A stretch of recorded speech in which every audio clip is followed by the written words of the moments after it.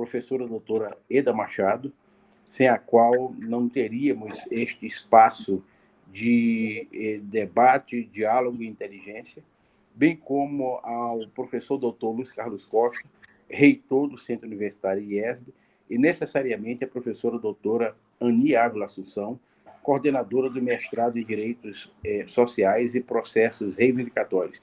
Agradeço a todos que estão presentes em sala virtual e, incontinente, passo a palavra ao professor doutor Guilhem para a sua manifestação. Obrigado, muito obrigado.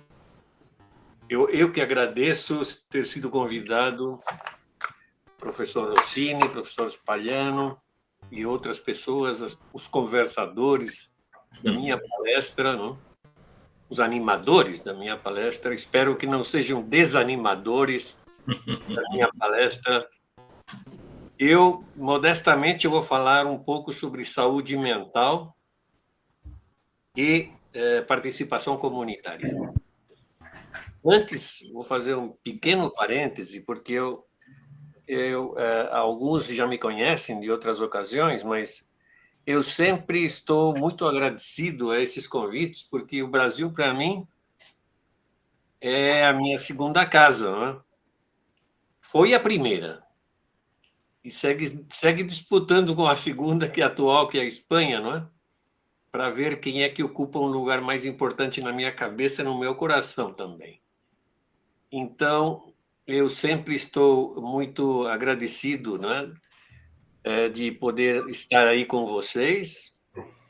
E vão me perdoar o meu português, que às vezes perde o norte e se transforma em uma coisa desconhecida, não é? Mas vamos lá.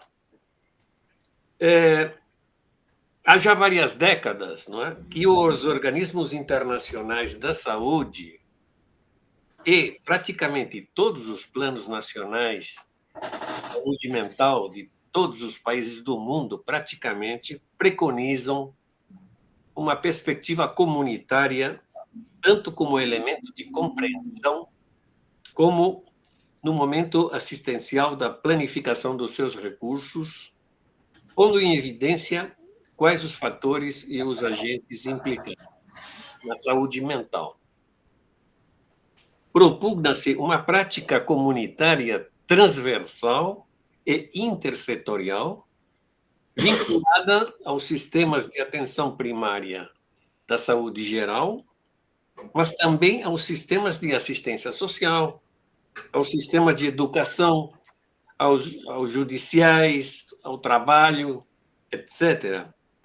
E as administrações, especialmente as administrações locais, e disso vou falar mais, as entidades da sociedade civil, não? Explicitadas claramente pela própria Organização Mundial da Saúde, não?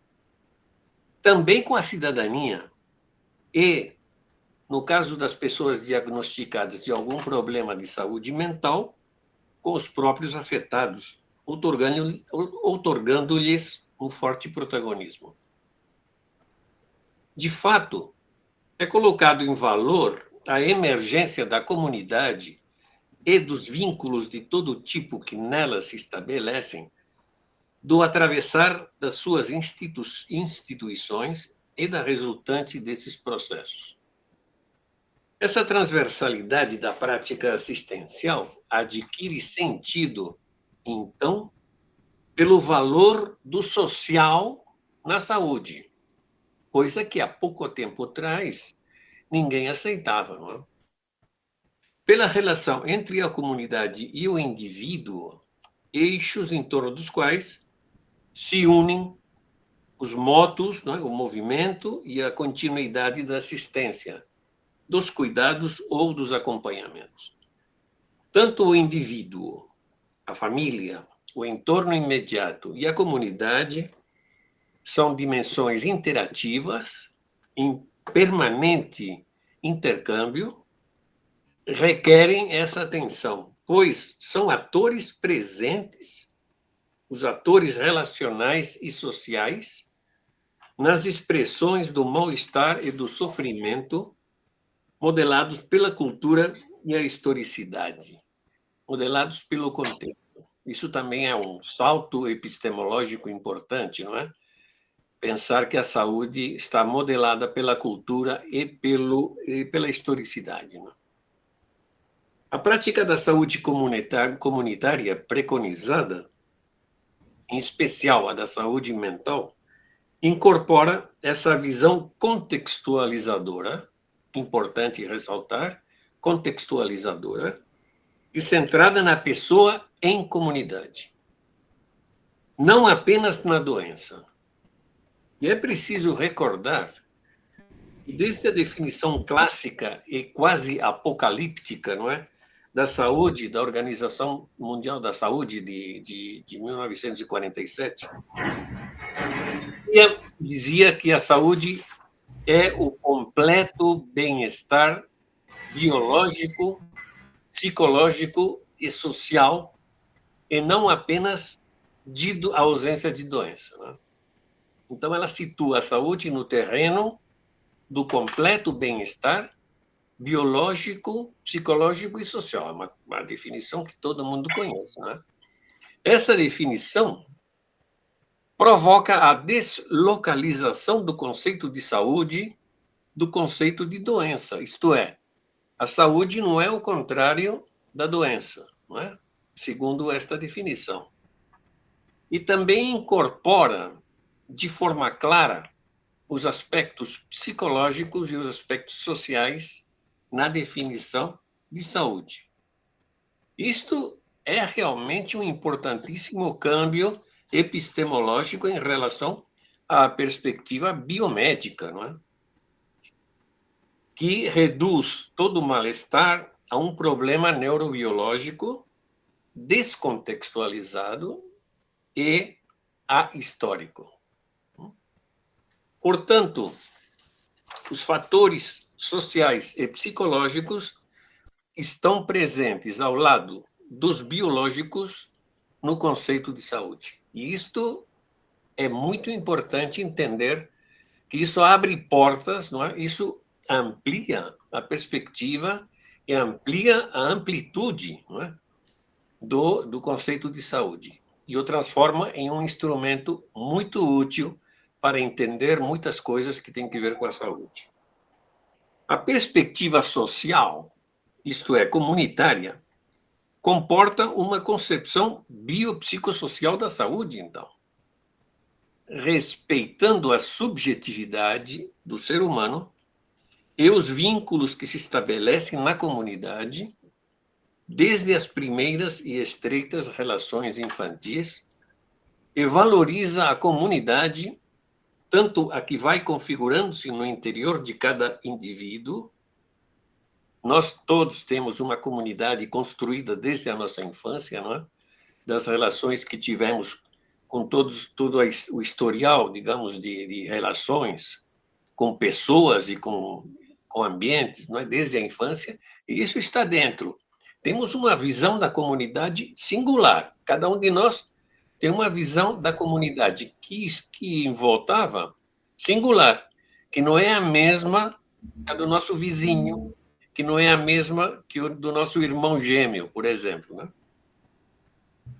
Mas também a comunidade transformada é a que temos agora mesmo ao nosso redor, né? Que é um cenário, o cenário da nossa vida. Atende, portanto, leituras desde a complexidade. Evidentemente, sem uma teoria da complexidade, nós não podemos nos aproximar ao conceito de saúde, porque não é uma coisa linear. Não é? O conceito de saúde não é o mesmo das doenças infecciosas, né? Que entra um determinado micro-organismo e provoca uma determinada doença. Na saúde mental, essa linearidade não existe. Nem na nossa visão do mundo, não é?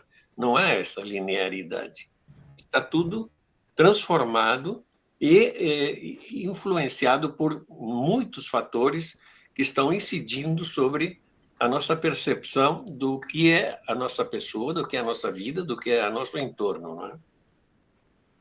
Então, somente uma teoria da complexidade pode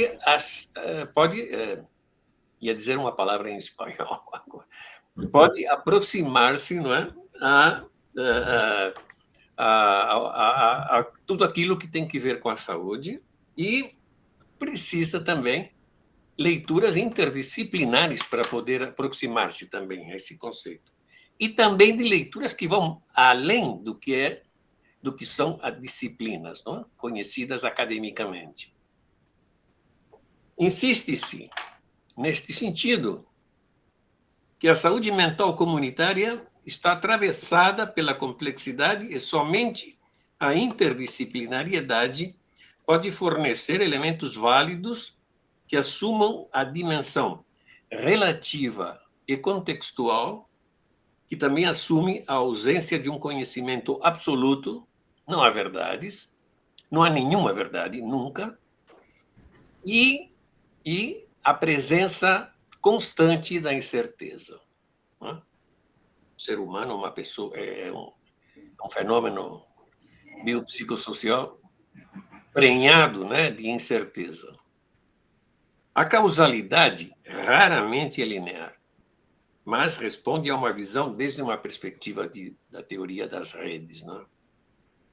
A comunidade fornece os elementos contextuais necessários para uma concepção de saúde que vá além da estritamente biológica, já que essa forma de entender a saúde mental leva inexoravelmente ao uso primordial dos psicofármacos e outros procedimentos biológicos instrumentais. Não é? Infelizmente, desde o meu ponto de vista, essa é a visão hegemônica hoje em dia, não é? A visão biologista, não é, da saúde, não somente da saúde mental, mas também da saúde em geral, não é? A resposta imposta, ao meu entender, pela cultura do medicamento, né? Da medicamentocracia que estamos imersos, né? Impõe soluções que passam necessariamente pela farmacologia. Né? Esse é o discurso hegemônico, infelizmente. Há setores assistenciais, porém, que entendem a dimensão comunitária unicamente como um território de implantação de algum recurso e de algum campo de intervenção social. Entretanto, entender o território como alguma coisa que está além da instituição psiquiátrica, aquilo que rodeia a instituição psiquiátrica, um território periférico, não é a comunidade é o centro. O manicômio não é o centro, é a comunidade que é o centro. A comunidade é central nessa perspectiva comunitária. É o centro do mundo, a comunidade. É o terreno comum compartilhado pelos indivíduos que o habitam, com suas redes vinculares e com a mesma cultura ou uma interculturalidade comum, com laços de proximidade e que geram sentimentos de pertencimento. Isso é a comunidade. Indivíduos atravessados pelas mesmas instituições sociais, administrativas e políticas, onde então faz sentido uma atenção singular, mas contextualizada. Uma atenção grupal, mas contextualizada. Uma atenção comunitária e, portanto, contextualizada, baseada nos direitos humanos e que permitam o exercício da cidadania. Isto, para mim, é comunidade. A comunidade oferece a possibilidade do compromisso e de que esse campo do saber, do sentir e do vivenciar, isto é saúde, é um campo do saber, do sentir e do vivenciar, constitui um âmbito que se dirige ao engajamento do ser humano consigo mesmo e com os seus pares. A comunidade não é uma abstração idealizada de bons anelos e desejos. solidariedade é uniformidade de interesses. Não é isso tampouco. Nem um apelo a formas mais tradicionais de agrupação dos seres humanos ou de vinculação e predicação religiosa. Não é isso tampouco. A comunidade também contém inúmeras contradições, desencontros e luta de interesses, conflitos e desigual implicação e expectativas. A comunidade é complexa, multidimensional e poliédrica. E, com frequência, opõe resistência à mobilização, à participação, à transformação, ainda que qualquer dessas ações sejam em seu benefício. Inclusive a fonte de violência e capacidade de ser autodestrutiva. É importante ter essa ideia de comunidade, porque senão a gente pode idealizar a comunidade como se fosse a chave da felicidade ou a chave da transformação e da modificação para o interesse de todos. Não é? E também não é isso a comunidade. Mas não é também essa complexidade e permanente contradição fenômenos constituintes do ser humano? E do ser humano em vínculo também? Isso pertence ao ser humano, a contradição, não é? Entretanto, apesar disso, a comunidade contém a possibilidade e o poder de ser marco comum de participação e ação.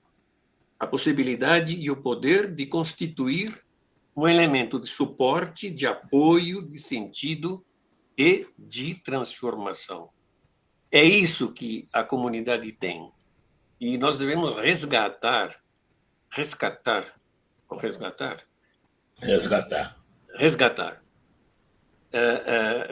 isso da comunidade, esse poder de transformação que só a comunidade tem.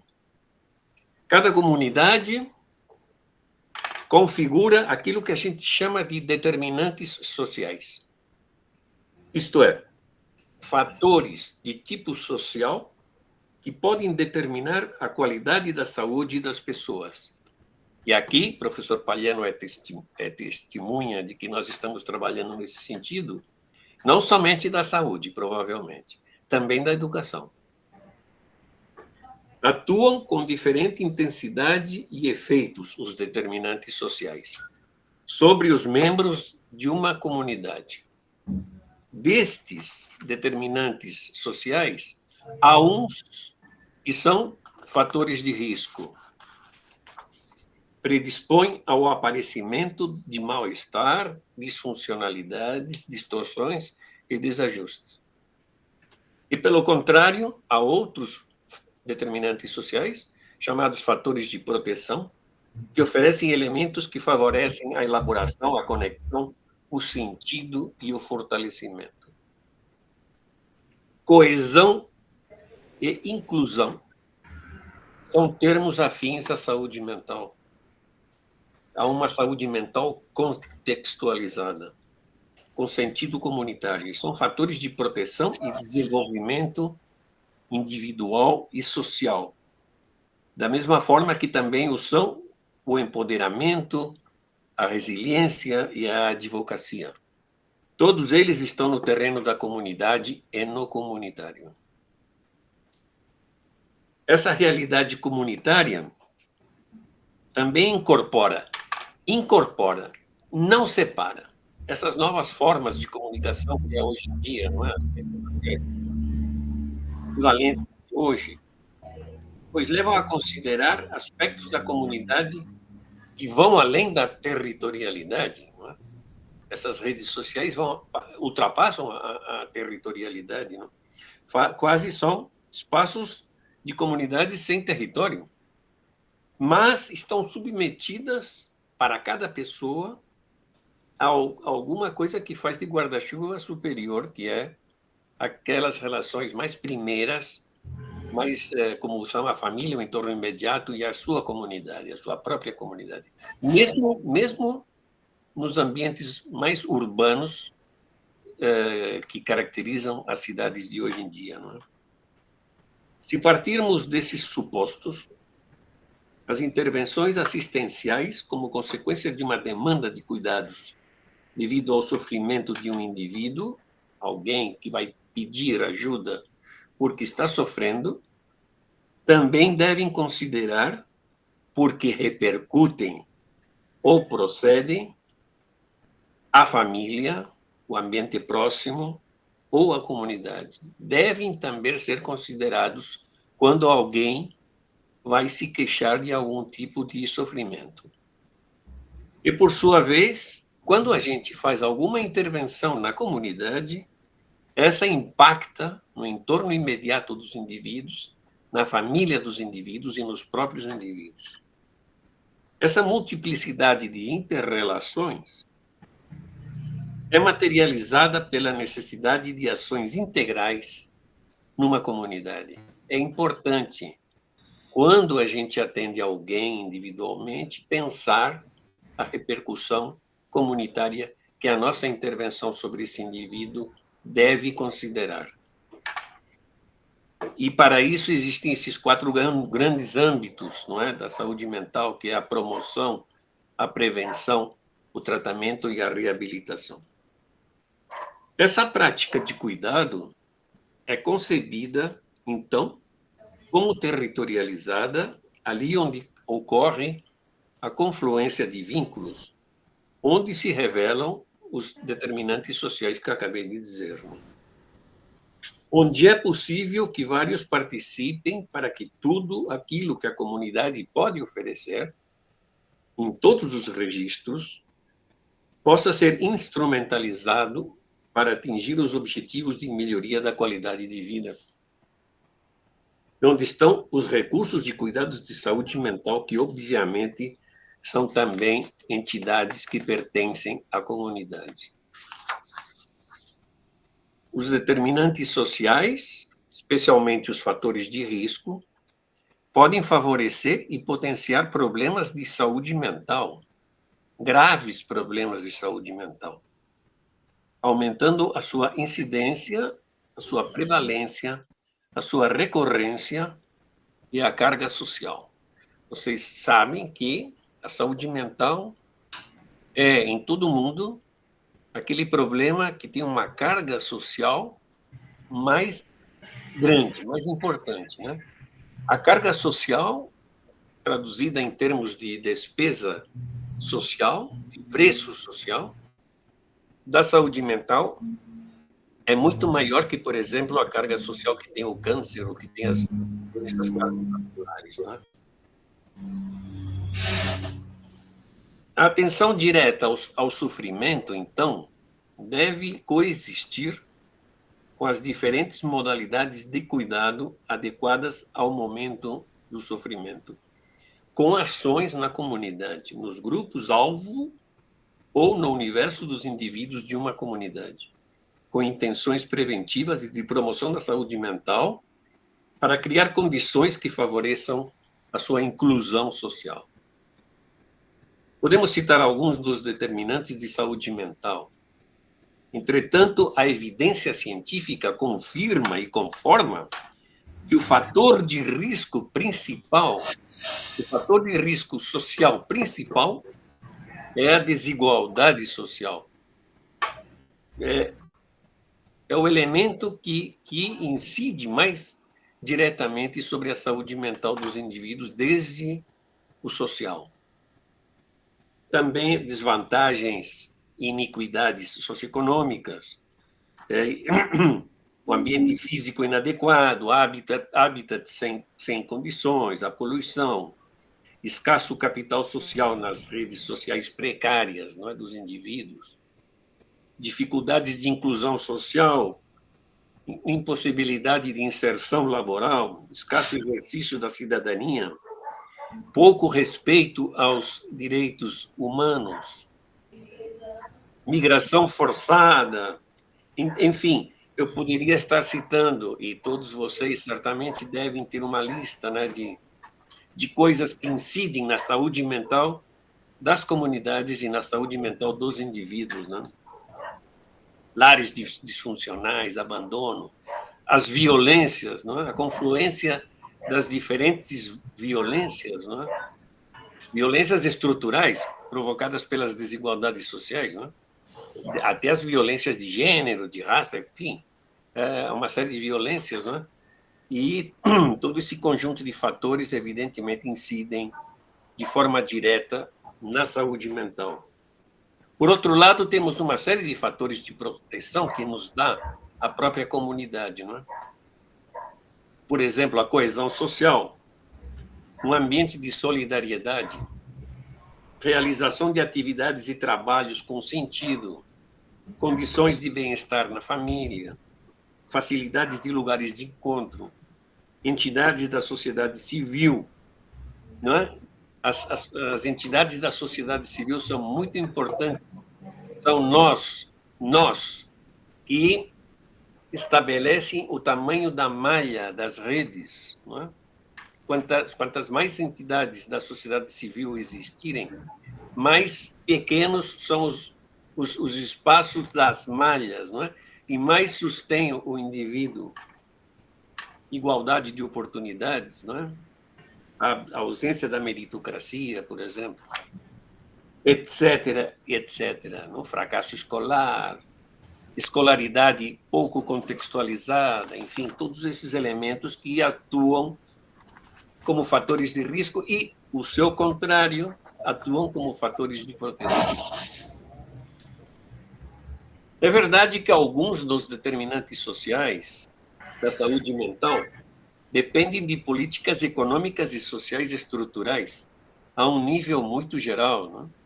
Onde os profissionais e os cidadãos têm um poder de decisão muito limitado. Né? Mas, em grande medida, podem depender, ainda que seja somente em parte, da intervenção de estratégias, concepções e modos de trabalho dos profissionais de saúde mental e outros envolvidos na transversalidade, e também do envolvimento dos cidadãos, em termos de responsabilização da sua saúde e da saúde da sua comunidade. A possibilidade de transformar o impacto social e também de assumir suas contradições e as das próprias pessoas em comunidade, o trabalho constante de estabelecer objetivos e rever seus resultados faz de tudo isso um processo em construção contínua. Isto é, muitos desses fatores, tanto de potenciar como aqueles de evitar, podem ser tratados, enfrentados ou minimizados pela participação comunitária. Acho que alguém tem um microfone aberto e nessa linha a comunidade, que é uma confluência de vínculos, potenciamento e participação, constitui um espaço estratégico. E isso é nuclear. A comunidade é um espaço estratégico. Eu gosto muito dessa definição, porque é ali onde se geram as táticas possíveis e as estratégias possíveis para que a comunidade tenha esse protagonismo na potenciação dos fatores que lhe prejudicam a saúde. É um espaço estratégico de ação, de compromisso, solidariedade e transformação, oferecendo os elementos necessários para uma intervenção integral, tanto no nível individual como ao nível da própria comunidade.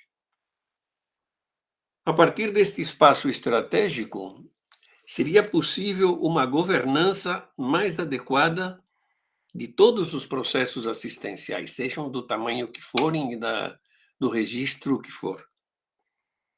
Que no momento de propor alguma atuação, há de contar metodologicamente, evidentemente, com o que fazer, não, diante de um problema, o que fazer, como fazer, quando fazer, onde fazer, quanto fazer e com quem. Isto é, uma sequência de que eu devo valorar, né, pensar, diante de qualquer intervenção que a gente possa pensar. Não é? não somente dos profissionais, não é? Estou falando dos cidadãos também, né?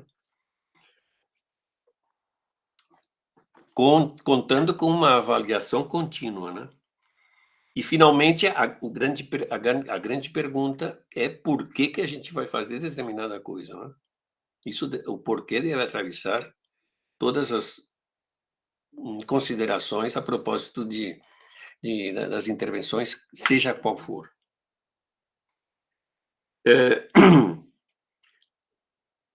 Entendendo que tudo que a gente fizer na comunidade é uma ação social e também uma ação política, né? Requerem, para ser realmente comunitárias, que não sejam hierarquizadas, né? Não adianta a gente ir na comunidade sabendo tudo e tendo o poder. Não, isso é impossível que a comunidade se mobilize, não é? Não devem ser hierarquizadas, nem externas à comunidade. É difícil um discurso externo à própria comunidade, não é? E deve evitar uma coisa que é a prevenção quaternária, que está muito, felizmente, está muito falada hoje em dia, não, em saúde, que é os efeitos negativos da intervenção de profissionais, não é? Toda intervenção profissional sempre tem os aspectos adversos, não é? Qualquer que seja, não? Promover a participação e a potenciação da comunidade, seja desde os serviços públicos, ou seja, desde as próprias entidades da sociedade civil, se enfrentam a inúmeras dificuldades de diferente ordem, não? A delimitação dos objetivos estruturais ou contingentes, as prioridades, quais as lideranças, a articulação dos integrantes dessas entidades e os profissionais dos serviços públicos em caminhos comuns, coisa que não é fácil, não? A maneira de resolver as tensões que se originam no momento de estabelecer diagnósticos sociais, o qual não é fácil tampouco. Na hora de estabelecer cargas de trabalho, análise de dilemas éticos, níveis de participação e compromisso, etc. Tudo aquilo que tem o trabalho em equipe, não é? O comunitário, em tanto que espaço estratégico, pode estar mais disponível ou menos disponível a aceitar ou rejeitar a participação dos seus membros, assumir a responsabilidade naquilo que lhe pertence ou marcar os caminhos possíveis. A sua mobilização está condicionada à sua maneira de perceber necessidades e de perceber possibilidades, disponibilidades e expectativas.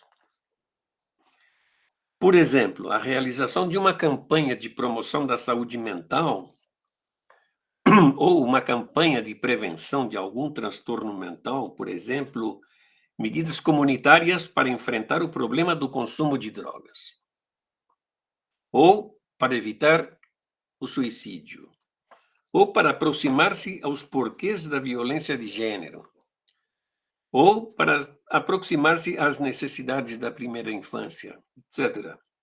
Requerem um trabalho prévio de preparação e amadurecimento indispensável, de cautela, de humildade, de reconhecimento dos limites e das distorções, das más interpretações e de que o protagonismo e as lideranças devem ser compartilhadas. Isso é um defeito que temos muitos profissionais, não é? Não queremos compartilhar lideranças com o cidadão de a pé, não é? E realmente a chave importante é que o cidadão de a pé esteja em horizontalidade com os profissionais, não é? Não é fácil. A determinação de quais os fatores de risco que devem ser encarados nesse momento e nessa comunidade, ou quais os de proteção que devem ser potenciados, não é tarefa isenta de dificuldades e controvérsias. Quase todos os movimentos em direção ao empoderamento individual e social comportam esse processo progressivo de aceitação e convicção de que a comunidade é realmente um espaço estratégico próprio, um espaço estratégico próprio. É meu espaço estratégico, é nosso espaço estratégico, por parte de todos os implicados. E isso pode ser uma tarefa difícil de que todos assumam essa visão. O envolvimento comunitário está presente em todos os recursos assistenciais, mas agora falaremos de aqueles em que a participação ativa da comunidade está mais diretamente implicada numa participação comunitária. Estou acabando já, não vou dar muito mais. Há uns recursos em que a participação ativa da comunidade é muito visível, muito presente. Né? Por exemplo, os clubes sociais abertos. Né? Os clubes sociais abertos todo dia, à presença de todo mundo, doente mental ou não. Né? Esse é um apelo à comunidade, à participação comunitária, para estabelecer relações horizontais com as pessoas com diversidade. Não é?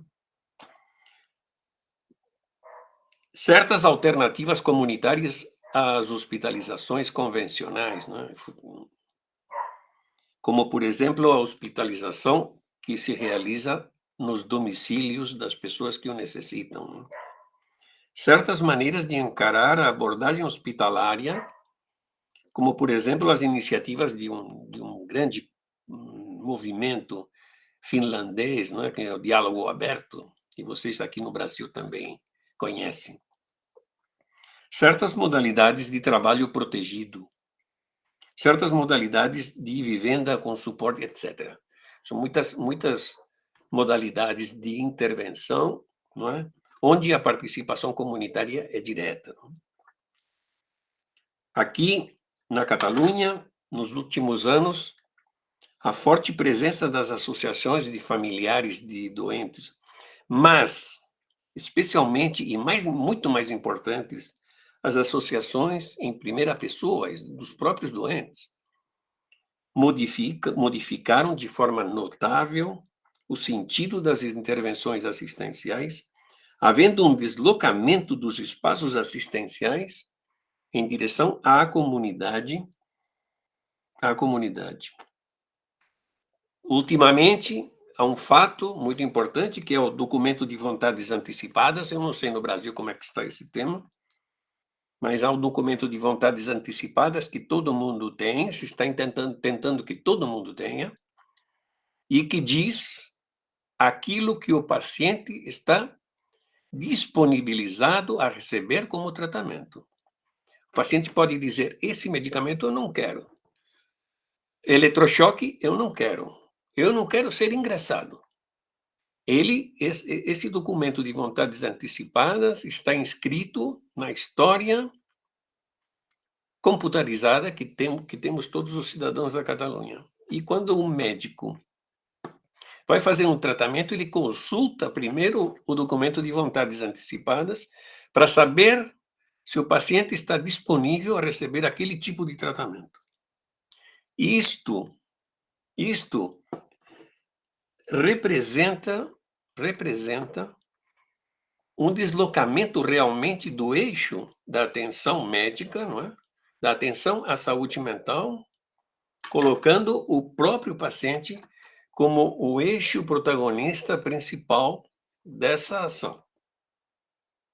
Este câmbio de perspectiva, assistência centrada na pessoa e, portanto, na sua decisão, na sua subjetividade, naquilo que ele crê que é o melhor para ele, na sua capacidade de orientar a direção e os objetivos dos tratamentos, em termos de qualidade de vida para ele, e em termos de respeito aos seus direitos, está na linha do discurso comunitário.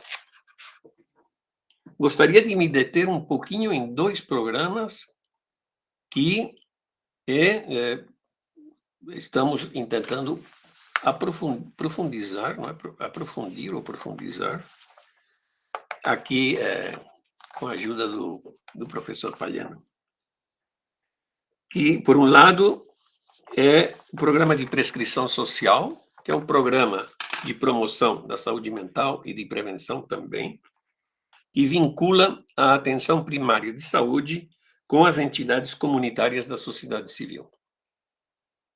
Visa potenciar a vinculação da comunidade com as entidades da sociedade civil e também dotar as entidades da sociedade civil de ferramentas suplementares para ser alternativa à medicalização do mal-estar do cidadão e prevenir as consequências do isolamento, da insociabilidade, evitando a exclusão social. É um programa muito interessante.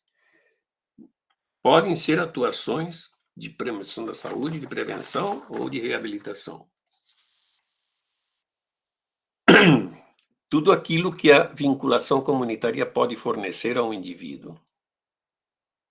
Outra das articulações, eu dei algumas pistas antes, é vincular os espaços comunitários entre educação e saúde.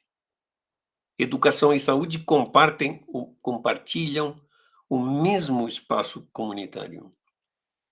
E, portanto, dobradiça. A comunidade passa a ser a dobradiça, eu não encontrava essa palavra o outro dia, a dobradiça entre esses dois grandes âmbitos que são a saúde e a educação, e que têm muitos objetivos em comum.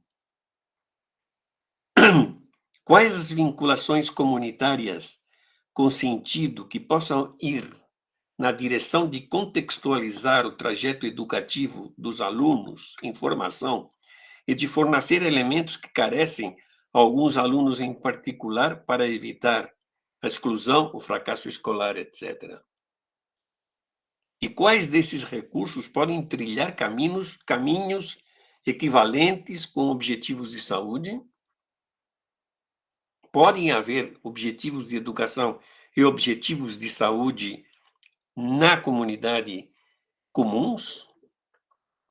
Trabalhar nessa linha pode ser um propósito bem prometedor, né? E aí nós estamos pensando nesse mestrado, né, sobre esse tema que pode ser realmente muito interessante pelo novedoso, né? A comunidade é trabalhar em comunidade visando potenciar o seu poder transformador e de solidariedade e com objetivos de justiça social. Uma comunidade orientada a compartilhar trabalhará para mitigar os fatores de risco para a saúde mental, tanto individuais como de todo o grupo. Neste mundo globalizado e neoliberal que nós estamos, que de maneira aparentemente paradoxal exalta o individualismo, né? De forma paradoxal, exalta o individualismo e as soluções individuais, em detrimento das perspectivas de grupo, das soluções comunitárias. Mas, ao mesmo tempo, nega a singularidade do ser humano. É curioso que exalta o individualismo e nega a singularidade, não é? Oferecendo a mesma receita igual para todos.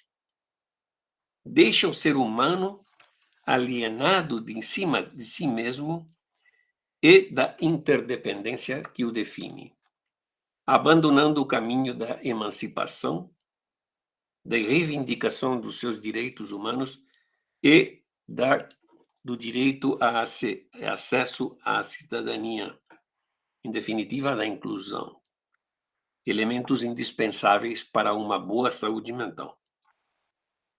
Essa sociedade em que vivemos, que identifica o êxito social centrado numa desvirtuada autonomia e que a felicidade está restringida a um consumo insaciável. Esse ser humano, exposto a uma solidão estrutural, é vulnerável e é mais vulnerável por carecer desse conjunto de elementos que lhe podem oferecer os fatores de proteção social que somente o fato comunitário lhe pode oferecer, lhe pode dar. Eis a questão, é isso, eis o debate que está aberto.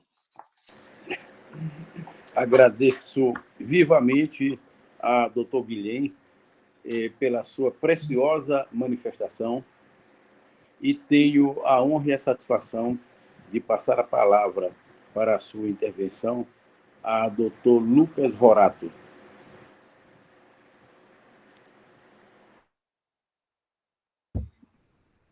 Boa tarde. Eu, primeiramente, queria cumprimentar a todos, o professor Dr. Rossini, professor Dr. Guilhem, não sei como seria a pronúncia certa em espanhol, ao Dr.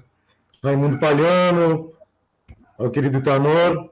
É uma honra estar presente aqui com vocês e ter a primeira fala, após uma explicação tão bela e tão elucidante, chega a ser até um pouco com um desafio para mim, né?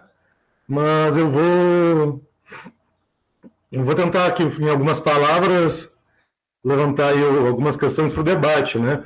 Eu acho que, num primeiro momento, eu acho que é impossível até resumir tão bem depois da belíssima explicação sobre as qualidades e a necessidade da participação comunitária na questão da saúde mental, né?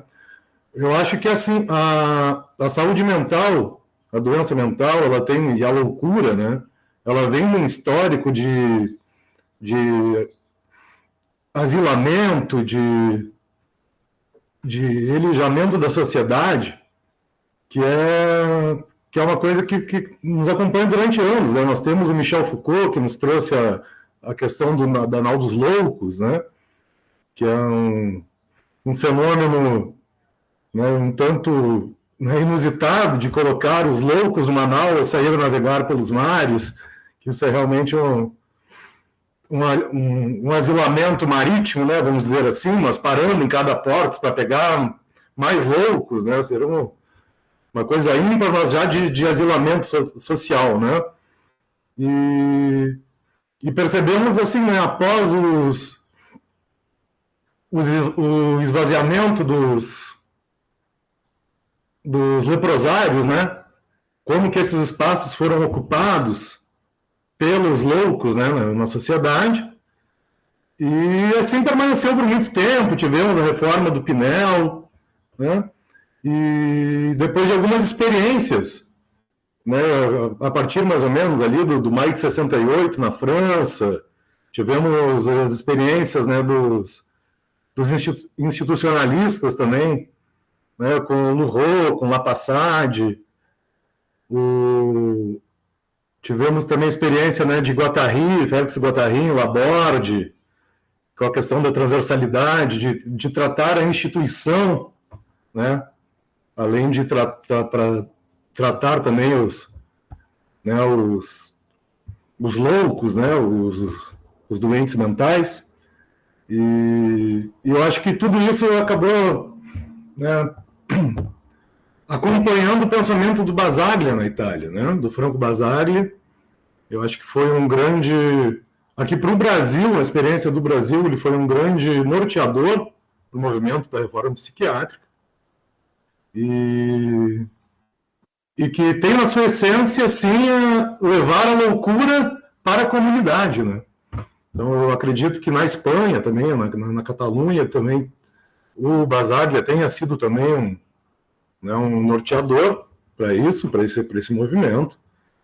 E eu acho que tem uma história, né, que é muito significativa, que ocorreu em Trieste, né, na Itália, do Marco Cavallo, né, que é quando, né, os asilados de um manicômio, eles dentro do manicômio que eles viviam, né, existia o cavalo, o Marco Cavalo, que era um cavalo que levava as roupas para a lavanderia, a roupa dos asilados, né? E aquele cavalo estava chegando já nos finais da sua vida, e aí, a história que corria é que ele seria sacrificado. Então, num movimento já comunitário, mas dentro do próprio manicômio, eles fizeram uma carta, talvez porque hoje a gente entende como prefeito aqui no Brasil, não, um governador, não sei exatamente a nomenclatura, de Trieste, pedindo para que o cavalo não fosse, né?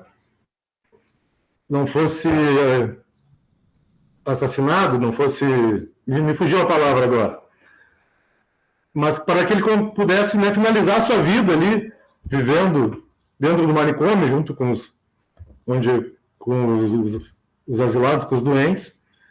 E foi aceito. E o prefeito, o governador, acabou comprando um carro que fizesse o transporte das roupas. E ali foi uma das primeiras notícias que se tem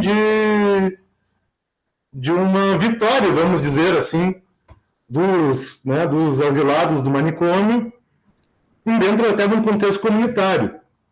Acontece que depois um primo do Franco Basaglia, que era artista, construiu um cavalo dentro desse manicômio, um cavalo, né, de papel machê, não sei exatamente os materiais todos, e essa escultura do cavalo depois foi convidada a ser exposta em um lugar da cidade, e na hora que, como ele foi construído dentro do manicômio, na hora que ele foi sair, ele não passava pela porta.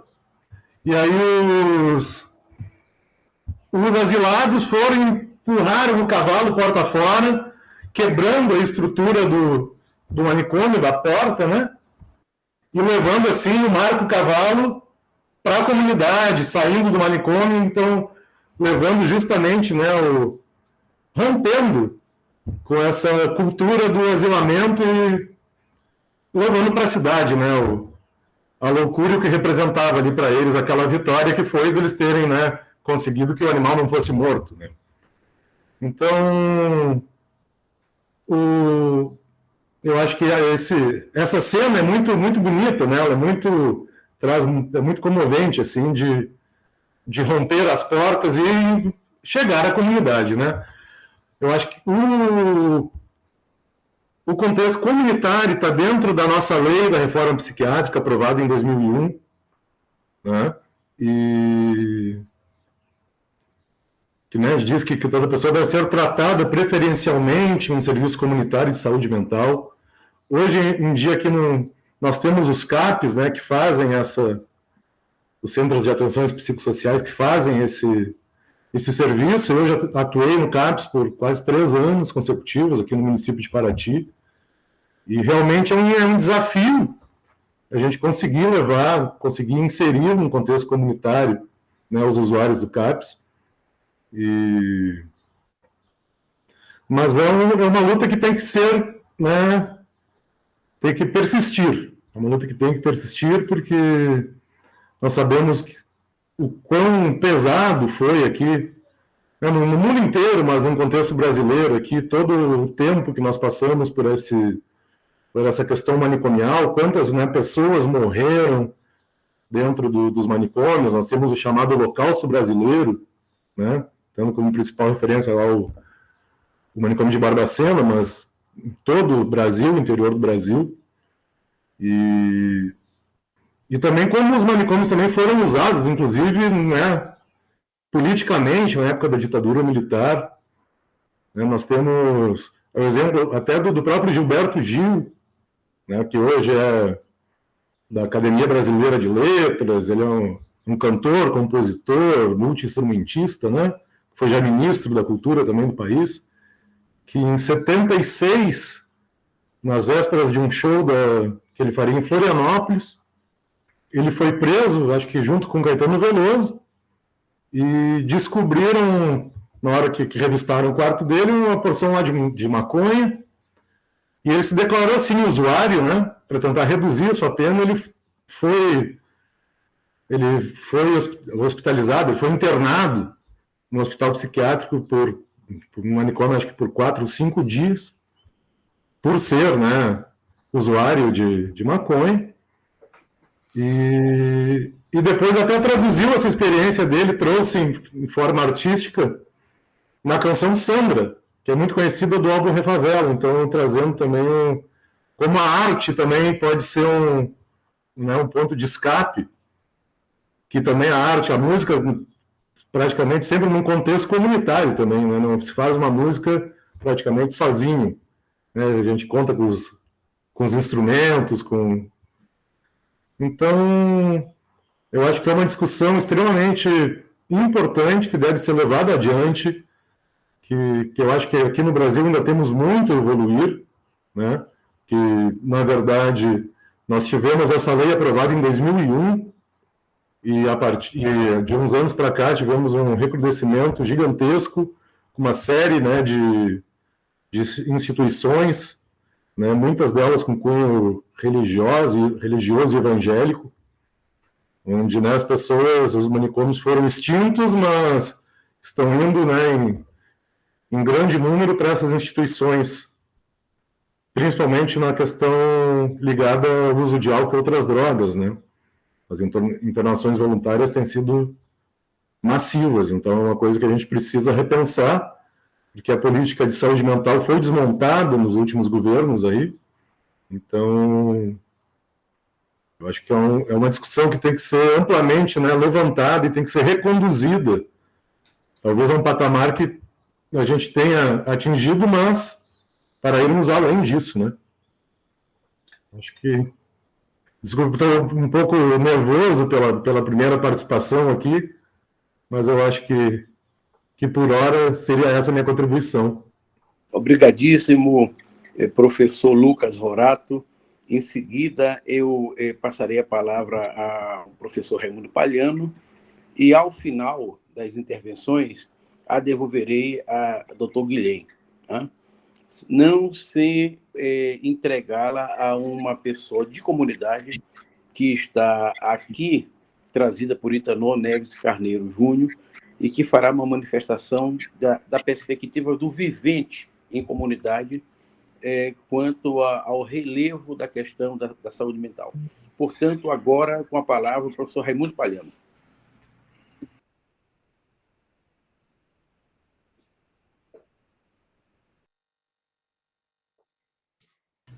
É a luta eterna contra o telefone desligado. Assim como o doutor Lucas, eu também me encontro novamente emocionado. Assim, toda vez que eu venho aqui, eu sofro um impacto emocional. Eu já estou ficando preocupado, né? Mas o que eu ouvi hoje é a exposição do doutor Guilhem, a qualidade, o pensamento criativo, um tanto surpreendente pelo grau de complexidade, ao mesmo tempo com a singularidade e com a forma como ele aborda. É impressionante. Ontem recebi 2 textos dele, como ele falou, nós estamos participando de uma cooperação, né, em que estamos desenvolvendo um projeto, né, baseado no poder comunitário, na força da comunidade, ligada à educação e saúde. 2 textos maravilhosos, fiquei também impactado com a qualidade dos textos. E o que eu acabei de ouvir aqui foi realmente uma obra de arte, né, que me emocionou, que me mostrou. Eu tenho uma ligação muito forte, eu particularmente, com a ideia do poder local, do comunitário. Quando eu era bem jovem, eu pensava que eu pretendia constituir uma espécie de empresa, algo que eu chamava de poder local. Eu ficava olhando, esse olhar eu nunca perdi, e, por exemplo, vendo o desenvolvimento do Maranhão. Uma coisa que me deixava sempre perplexo. Como é que nós podemos viver ainda hoje, no mundo de hoje, com tanta escassez para muita gente, com tanta desigualdade? Como é que a gente pode se dar o luxo de não desenvolver as nossas economias próprias, as nossas economias locais, a nossa cultura, a nossa identidade. Né? Ficamos limitados a determinados tipos de visão. No Maranhão, por muitos anos, predominou a ideia de que o desenvolvimento do Estado, o desenvolvimento sustentável do Estado do Maranhão, só ocorreria se fosse por meio da participação das grandes empresas, das multinacionais, e criando uma predisposição contrária ao poder da comunidade, ao poder local, à cultura local. Né? Quando eu ouvi a exposição do Dr. Guilhem, hoje, aqui, nessa tarde, eu digo, Rocinho, quando começou a reunião hoje aqui, você falou que para você também hoje era histórico, porque o Dr. Guilhem seria a primeira participação internacional nesse programa que você tão bem conduz. Né? Eu vi hoje, por exemplo, na exposição dele, que o centro do mundo não é a globalização, o poder global, não é Wall Street, não é o Vale do Silício, nem o poder da China. O centro do mundo, quando ele tenta filosofar e conceituar ao mesmo tempo o poder comunitário, é a comunidade, tão perto da gente, e a gente tem muita dificuldade, pelo menos nos contextos onde eu tenho atuado, onde eu tenho vivenciado, noto isso com muita clareza. Eu fui secretário de Educação em Caxias, no Maranhão, que é a minha terra.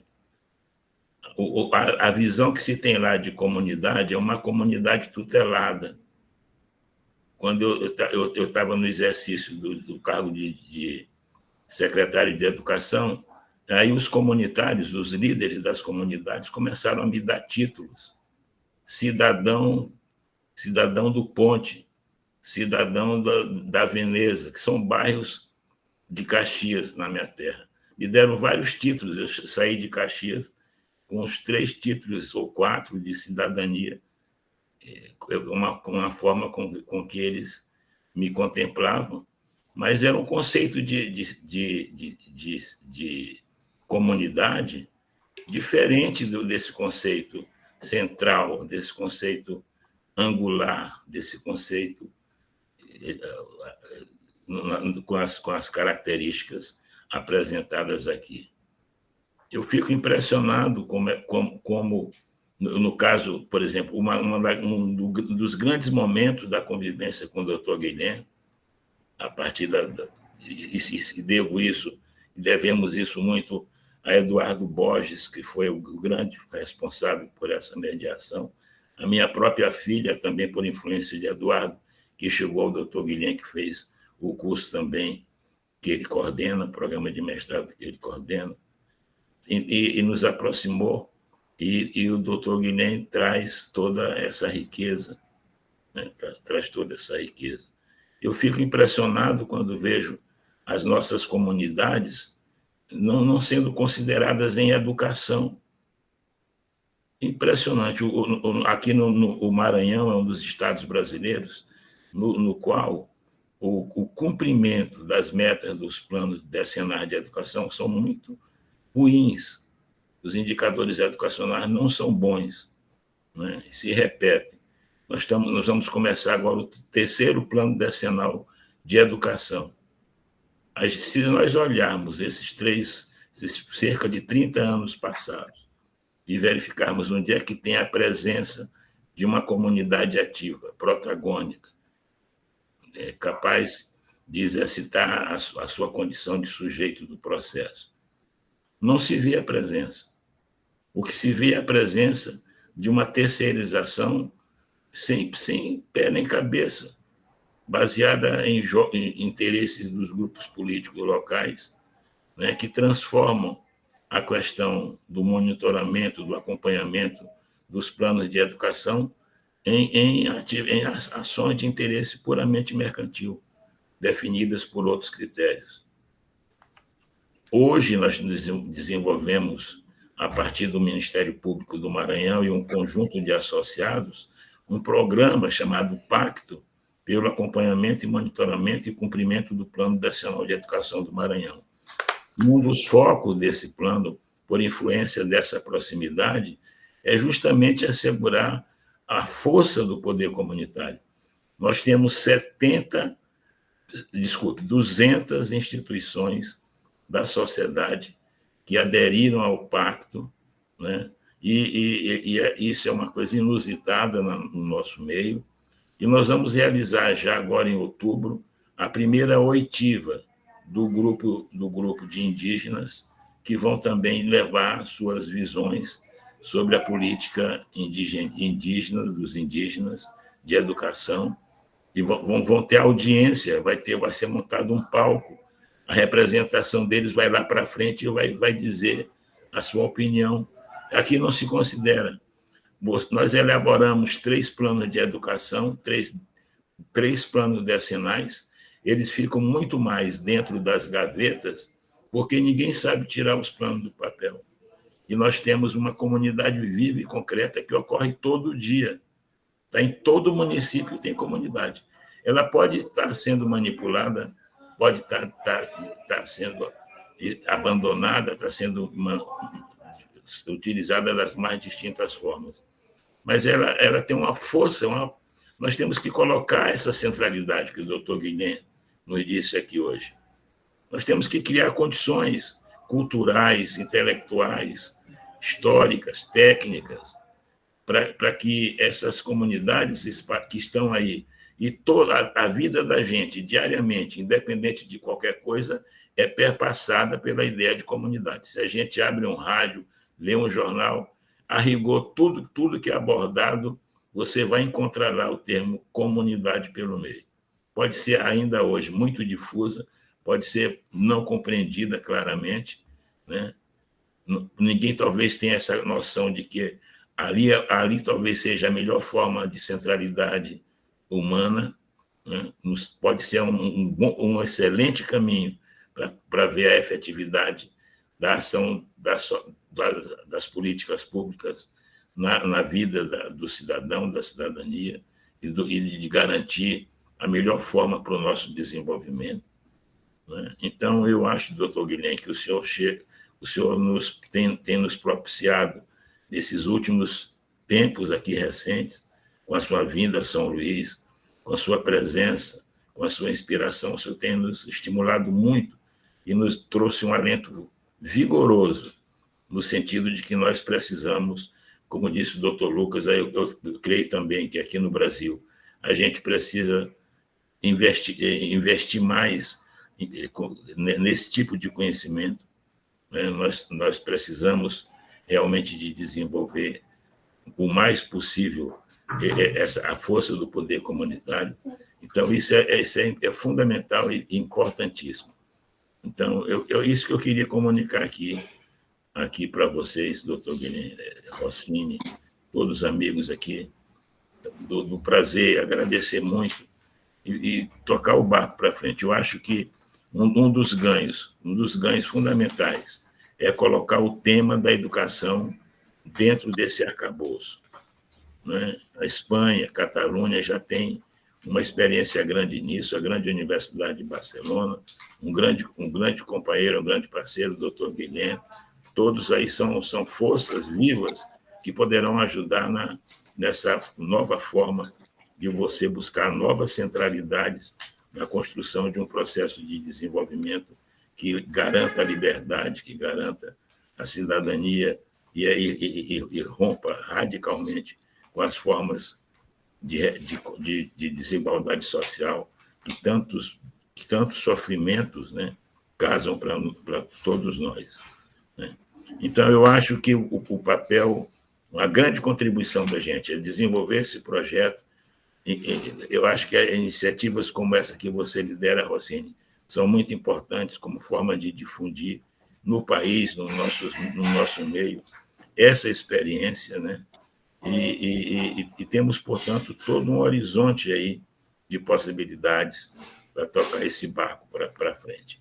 Muito obrigado, parabéns, doutor Guilherme, mais uma vez, obrigadíssimo pela sua grande contribuição. Um grande abraço em todos, obrigado, Rossini. Obrigadíssimo, professor Raimundo Palhano. O seu nexo frasal é absolutamente pertinente. Tocar o barco para frente. em busca da verticalidade comunitária como forma do exercício superior da cidadania, em busca de uma caminhada que permita o tratamento de questões da mais alta sensibilidade, desde a educação à saúde mental. Lembrando sempre, não é, doutor Guilherme, do poeta Antônio Machado: caminhante não há caminho, o caminho se faz ao caminhar. Isso. Entrego a palavra ao ilustre ambientalista e advogado das causas comunitárias, Itanor Neves Carneiro Júnior. Boa tarde a todos, boa noite, professor Guilherme. A gente tem aqui, na verdade, eu vou dividir essa fala, professor, com mais, são duas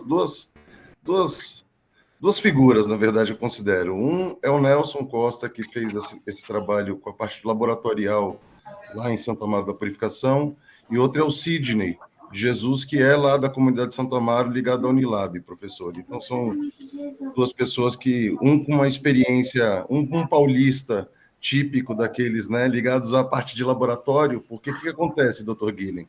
Aqui no Brasil, a gente tem diversos tipos de comunidades e diversos tipos de agrupamento humano.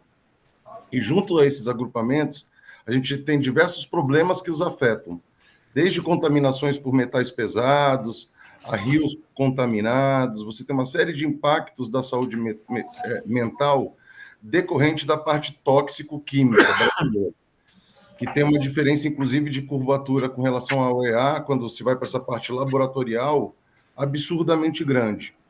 Então, um contaminado de chumbo na comunidade europeia, se ele tiver 0,4 unidades gramas de decilitro de sangue no sangue, ele já será contaminado por metal pesado e será conduzido para um tratamento de saúde mental que seja pelo menos adequado à sua condição tóxica. E aqui no Brasil, não. A gente tem um desnível, na verdade, índices aqui nossos são quase 1000% de curvatura de diferença, que impacta em muitas dessas comunidades. E as questões de carência de informação é uma realidade muito grande também.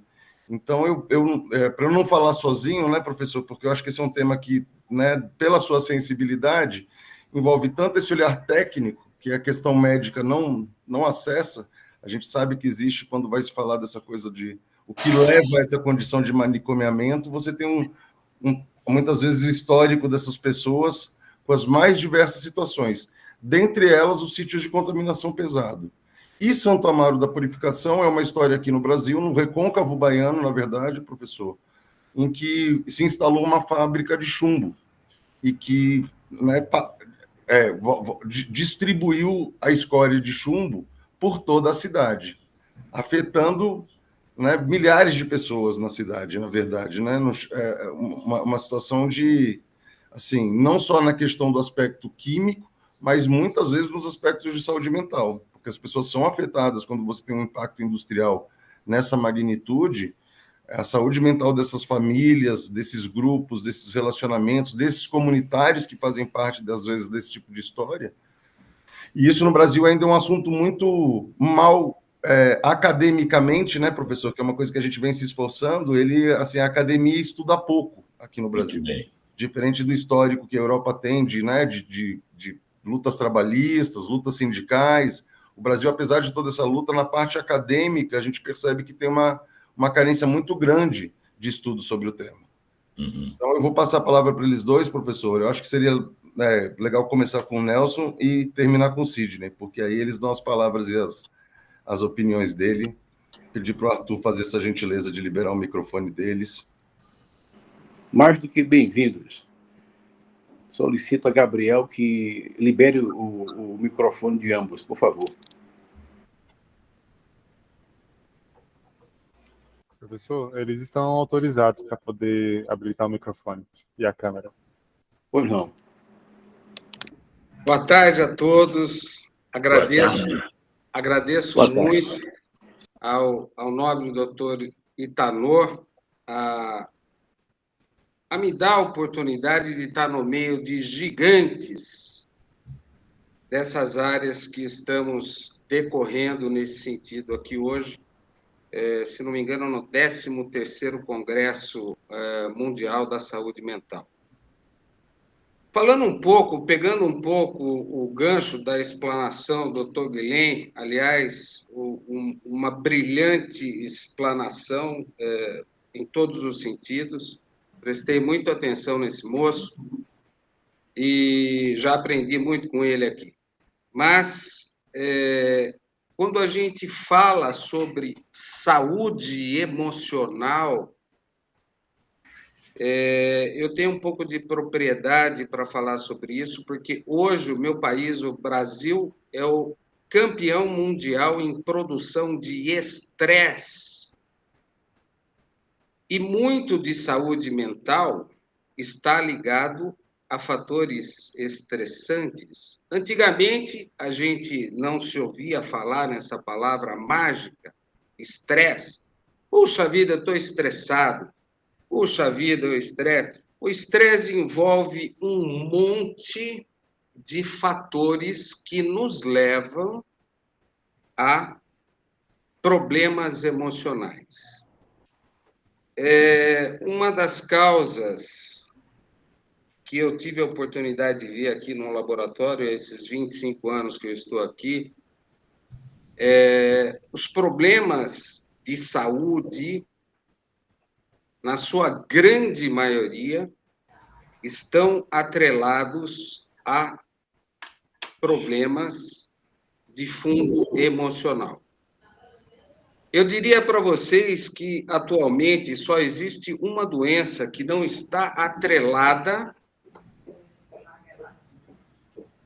ao emocional. Chama-se unha encravada. O resto, todas elas estão. É claro que algumas traz fatores genéticos, ok? Mas o nosso grande disruptor, o nosso grande desregulador bioquímico, justamente está no emocional. E a saúde mental, como explanou muitíssimo bem o Guilhem, é uma preocupação hoje, já é uma preocupação mundial, porque todo o contexto da área científica da saúde está muito mais atenta aos nossos fatores emocionais, sendo grandes desreguladores bioquímicos do que qualquer outra patologia. Então, caríssimos senhores, eu humildemente posso dizer a vocês que hoje o profissional da área da saúde que não estiver integrado ao estado emocional, ao estado mental do seu paciente, não estará 100% fadado a uma belíssima conduta terapêutica, seja qualquer ela que for empregada. Precisamos ter em mente que, ao sentarmos com os nossos pacientes, nós temos que saber como está o seu estado emocional no hoje, no amanhã, há um mês atrás, há alguns anos atrás. Então, essa é uma primeira condição, eu diria que até para os senhores uma condição quase que sine qua non para que a gente faça a inserção de qualquer bom programa de saúde mental.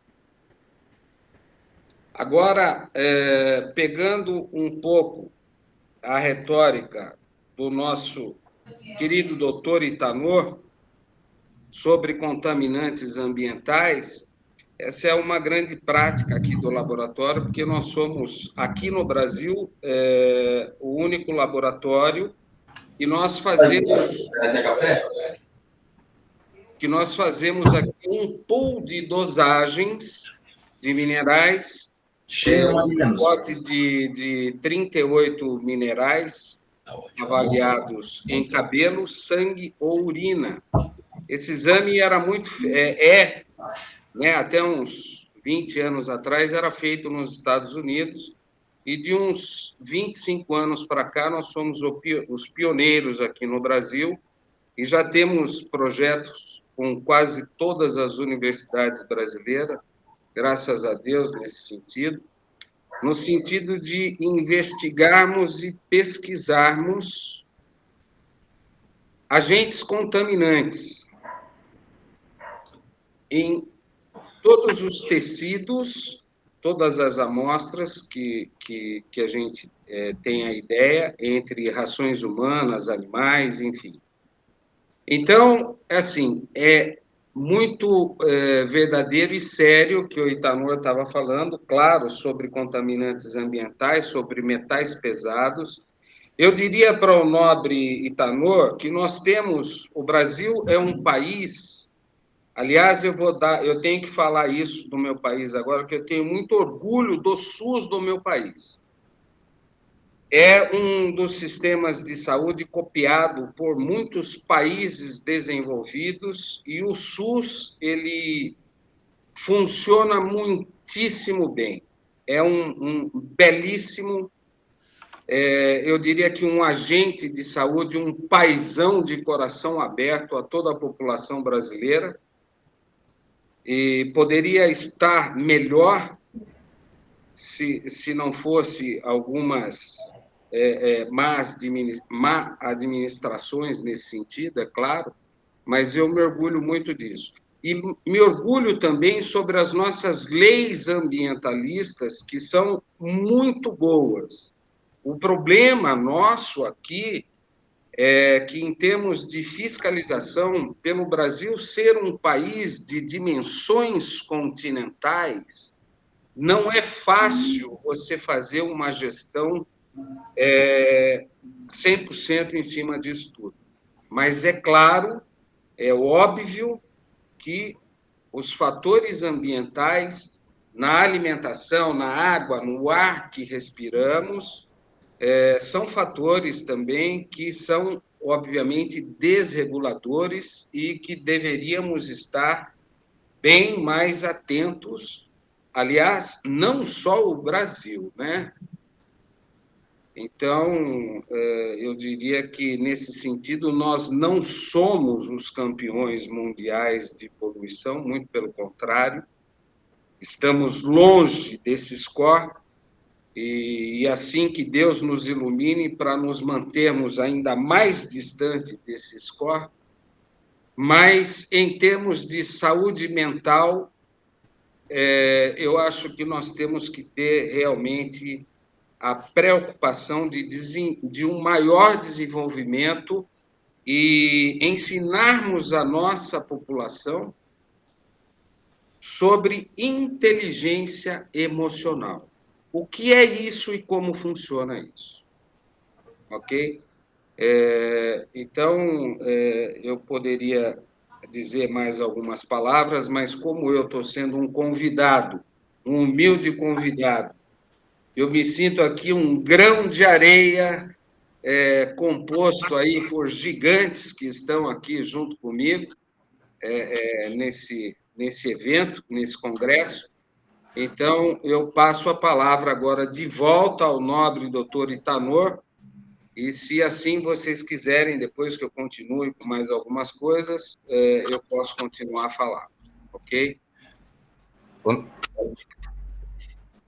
Nelson, o que é importante? Fala também sobre como foi sua experiência com os trabalhos comunitários lá, ainda que a gente não tenha conseguido fazer o exame, porque eu acho que nem o Sidney, nem o Nelson se conhecem. Todos já se ouviram falar, essa lenda do exame virou uma lenda, como muitas que tem na Bahia. Então é legal falar dessa questão até laboratorial para as comunidades, porque existe uma carência grande para essas comunidades poderem, às vezes, fazer o exame ou terem sequer o acesso à informação. Então, se puder falar curtinho de como foi a experiência comunitária, era legal, Nelson, antes de passar para o Sidney. Ok.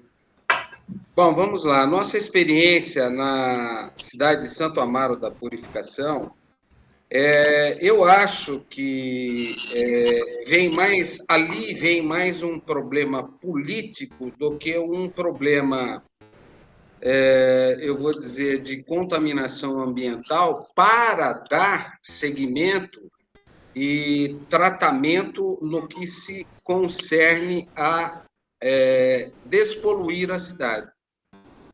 Tá? Ao meu ver, quando eu estive lá, é uma questão muito simples, mas na época, inclusive, citou o doutor que nós tivemos em Brasília, Tourinho Neto, que fiquei apaixonado por esse desembargador, um homem muito inteligente e muito preciso nas suas colocações. Ele falou uma hora na mesa, quando nós estávamos debatendo sobre como lidar com a contaminação da cidade. Ele falou: eu vejo que o prefeito da cidade está muito mais preocupado em festejos carnavalescos do que a saúde da população. Infelizmente, a gente acaba entrando numa coisa de cunho político. Eu não gosto de político e nem de política, tá? Então, eu acho que quando a gente tem que fazer alguma coisa, a gente tem que fazer alguma coisa que seja efetiva e que custe o que custar, né? Então, eu não vi boa vontade por parte de comissões políticas na cidade para realmente fazer um enfrentamento quanto à despoluição da cidade. Mas é fato que, como a cidade de Santo Amaro está sitiada em cima, quase que totalmente a sua área em cima de minas de chumbo, né? Então, é uma cidade, assim, já com uma predisposição para saturnismo, né? Muito grande. E a gente conseguiu ver esses efeitos deletérios aí na população, sem dúvida. Alguns exames foram feitos, foram encontrados em algumas pessoas aí, como teste até, né, alguns indícios de contaminação de chumbo, sim. Então, de modo que nesse desfecho aí, eu acho que poderíamos ter feito muito mais, né? Os órgãos competentes deveriam ter feito a sua parte, porque o pessoal da comunidade científica da cidade estava realmente imbuído e com muito boa vontade de solucionar o problema. Então, essa é a minha visão, essa foi a visão que eu tive na cidade de Santo Amaro da Purificação. Devolvo a palavra ao nobre doutor Itanor. Eu passo ao cidadão santamarense Sidney. Eu acho que ele conhece a história de origem, né? Então, eu acho que porque eu sempre digo, eu não falo por ninguém, eu procuro falar com. E desde o início, assim, entre gregos e troianos, entre brancos e azuis, e verdes e amarelos, a gente foi tentando organizar essa diversidade, essa multiplicidade e esses multifatores quando você tem um elemento tão forte como a questão de contaminação. Então, a prefeitura, ora ajudou, ora atrapalhou, a justiça, ora se fez presente, ora não foi. Os exames, ora a gente acreditou que fosse possível serem feitos para criar um nexo de causalidade, e aí a gente sabia que era uma questão de prova e a justiça acabou não fazendo a parte, a prefeitura também não. Só que é uma história que ela permanece, né? Porque esse monitoramento comunitário da saúde mental das pessoas de Santo Amaro e do recôncavo baiano como um todo, que eu acho que aí é a coisa do Sidney, independentemente, é um trabalho de monitoramento, né, Nelson? Eu acho que isso todos nós concordamos. Não é um trabalho, não é uma fotografia, é um ato contínuo incorporado ao serviço de saúde público brasileiro, uma vez que a gente está falando do SUS também. Então, um dos problemas que a gente teve lá era que não havia essa subnotificação das comunidades, Então, eles morriam de coração, professor, perdiam, né? Tem uma passagem que o rapaz falou, se você quiser cortar o dedo, foram R$8.000. Se eu for pedir a indenização, a empresa está me oferecendo R$1.800. Então, essas são realidades da comunidade que muita gente que está fora e o universo acadêmico acaba desconhecendo. Então, eu vou passar para o Sidney, e aí eu já também fiz minha contribuição comunitária. Então, boa tarde, senhores. Agradecer aí ao Itanô, né, por mais uma vez ter investido ter dado uma contribuição no sentido da gente tentar, né, encontrar caminhos que venham a minimizar o sofrimento das pessoas aqui em Santo Amaro e, pelo que eu vejo, assim, uma contribuição também para a saúde mental, né? Parece que a proposta principal aqui é essa. Então, meu nome é Sidney, eu sou mestre de capoeira aqui na nossa cidade, aqui, né, na nossa região, né, e também tenho um trabalho na Unilab, que é uma universidade que abriga lá uma comunidade de africanos, né, de 5 países que falam língua portuguesa, além de brasileiros, né? Está localizada a mais ou menos uns 15 minutos daqui de Santo Amaro. E assim, são 2 questões aí que ficou, né, exposta, que é a questão da saúde mental, que eu trabalhei também lá com os africanos e com os brasileiros, né, e a questão da contaminação. Então, vamos tentar começar rapidamente sobre a questão da saúde mental lá em São Francisco do Conde, que como tem muita gente que vem de outros países, né, e também de vários lugares daqui, outros estados do Brasil, esses jovens, eles tinham uma dificuldade de relacionamento ou de convivência com ele mesmo, né? Eu acho muito interessante quando o professor, né, que iniciou o trabalho aí, ele falou da questão da singularidade e a questão do individualismo e seus conflitos, né? Porque é justamente isso que a gente vê aqui. As pessoas, elas têm uma dificuldade, né, de valorizar o trabalho do outro, de enxergar o trabalho do outro, mas elas preferem, né, levar o discurso vã da coletividade, né? Hoje nós temos uma dificuldade imensa com tantas bandeiras erguidas, né? Hoje, na minha época de militante, né, você só tinha 2 bandeiras. Você ou era explorador ou você era explorado. Hoje você tem uma centena de bandeiras, bandeiras de gênero, bandeira de azul, de preto, de cor-de-rosa, de lilás. Então, um monte de coisas aí que dificulta, né, você ter uma linha única de ação, de combate a quem está lhe fazendo mal, entende? De forma bem simplificada e resumida. E aí, eu encontrei lá na Unilab, né, uma dificuldade muito grande para poder trazer o pessoal para essas aulas de história e de cultura. Lembrando que a capoeira não é só o esporte, ela é cultura, ela é dança, né, ela é história. E aí eu tive uma ideia, uma proposta para a direção da universidade, que foi da gente isolar esses alunos. Nós pegamos os alunos e levamos para fazer acampamentos que duravam aproximadamente 2 dias, né? E assim, naturalmente, não tinha mais o acesso ao celular, porque não tinha rede, estava, né, dentro do mato, e aí tinha cachoeira e tal, e a gente começou a dividir isso, essas viagens, né, com tarefas, né? Um fazia o tempero, o outro recolhia os galhos para fazer a fogueira e tal. Ou seja, você dava ocupação àquela pessoa que só tinha uma única obrigação, que era estudar quando estava dentro da universidade. Então, ele passava a ter um outro mecanismo físico e mental. E aí, né, a gente percebeu que essas pessoas começavam a chegar na segunda-feira para a escola renovados, né? Renovados, animados e com um comportamento muito, digamos assim, saudável, né? E, num certo momento, aí entra o conflito com os profissionais da saúde mental. Eu convidei o psicólogo da escola para que ele participasse de uma das atividades. E ele aí demonstrou uma certa resistência. Por que essa resistência? Ele alegou a questão do dia, né, que a gente só fazia as atividades nos finais de semana, e que a carga horária dele previa que ele trabalhasse de segunda a sexta, e ele nunca poderia ir e nunca foi. Então, a gente via aí, né, um problema estabelecido, que chegamos a ter casos de violência entre alunos, né, até questões de suicídio, tentativa de suicídio e tal, e o psicólogo, que é o técnico, que é o profissional nesse setor, ele não teve, né, digamos assim, a boa vontade para tentar entender, né, mais de perto o que acontecia coletivamente com aquela comunidade.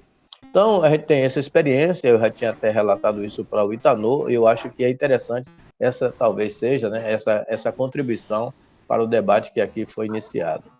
E a outra situação que eu tenho discutido, e daí essa semana discuti lá no Conselho de Cultura, né, essa visão coletiva, singular, plural, como seja. Qual é que a gente quer, afinal de contas? A gente quer resolver o problema da paz do mundo, né? Ou a gente quer tentar resolver aquilo que está mais próximo de nós? E aí, nós tivemos aqui em Santo Amaro, eu no caso em particular, uma experiência muito ruim, né? Hoje o jovem ele reclama muito, né, da primeira oportunidade, do primeiro emprego, né? E eu tive essa ideia, bom, eu já trabalho com cultura, eu sou exportador, mando muito material inclusive para a Europa, eu vou tentar trazer, né, os jovens que estão se formando ou estão formados para trabalhar comigo.